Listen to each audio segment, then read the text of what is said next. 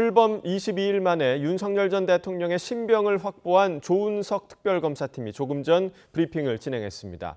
당장 내일 윤 전 대통령 소환 조사를 진행할 예정이라고 밝혔는데 직권남용 등 영장에 적시한 혐의를 캐물을 전망입니다.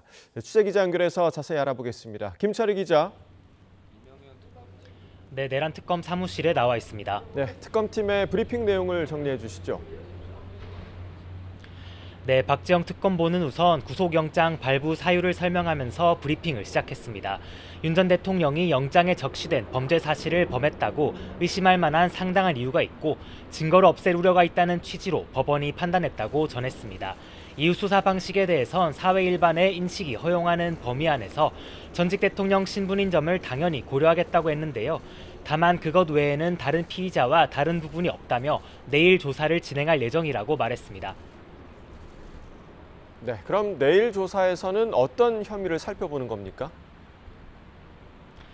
네, 박 특검보가 브리핑에서 기본적으로는 영장에 적시한 범죄 사실을 중심으로 하겠다고 밝힌 만큼 직권남용 등 혐의가 중심이 될 전망입니다.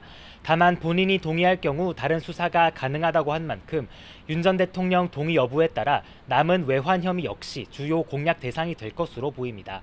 윤 전 대통령이 계엄 선포 명분을 쌓기 위해 북한의 무인기를 침투시켜 도발하려 했다는 것이 혐의의 골자인데요. 다만 외환 혐의를 증명하려면 북한과 내통했다는 것까지 확인해야 하는 만큼 쉽지 않은 수사가 될 거란 관측도 있습니다. 네, 그리고 구속영장 유출과 관련해서도 특검이 수사를 예고했죠. 네, 특검은 어제 법원에 제출한 의견서에도 관련 의혹을 담은 것으로 파악됐습니다. 이미 영장 유출과 관련해 수사를 진행한다고 예고하기도 했던 만큼 소환 조사 전 자료 수집 등 혐의 다지기를 하는 단계라고도 했습니다. 앞서 특검은 윤 전 대통령 구속영장이 변호인단을 통해 유출됐다고 주장하며 형사처벌 가능성을 내비쳤는데요. 내용에 따라 혐의는 달라질 수 있지만 우선 개인정보보호법 위반이나 업무상 비밀 누설이 적용될 수 있다고 부연했습니다. 네, 그리고 한덕수 전 국무총리를 포함해서 당시 국무위원들에 대한 수사도 남아있지 않습니까? 네, 특검은 윤 전 대통령 구속영장에서 한덕수 전 총리를 공범으로 적시했습니다. 사후 계엄 선포문 작성과 폐기에 공모했다는 취지인데 다른 국무위원들에 대해서도 수사가 속도를 낼 전망입니다.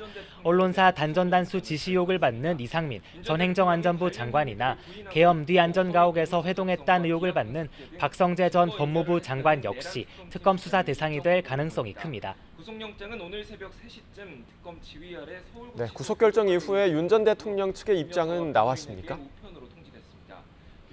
네, 아직 공식 입장은 나오지 않고 있습니다. 윤 전 대통령은 오늘 오전 형사재판에는 건강상 이유를 들어 출석하지 않았는데요. 이에 대해 변호인들은 교도소 교도관에 의해 적법한 소환이 이루어졌는지 의문이라며 문제를 제기하기도 했습니다. 이후 재판은 윤 전 대통령이 불출석한 상태에서 기일 외 증거조사 방식으로 진행되고 있습니다. 윤 전 대통령이 특검팀과 공개 소환 여부 등을 두고 기싸움을 이어온 만큼 향후 수사와 재판에 협조하지 않을 수 있다는 전망도 나옵니다. 지금까지 내란 특검 사무실에서 YTN 김철입니다.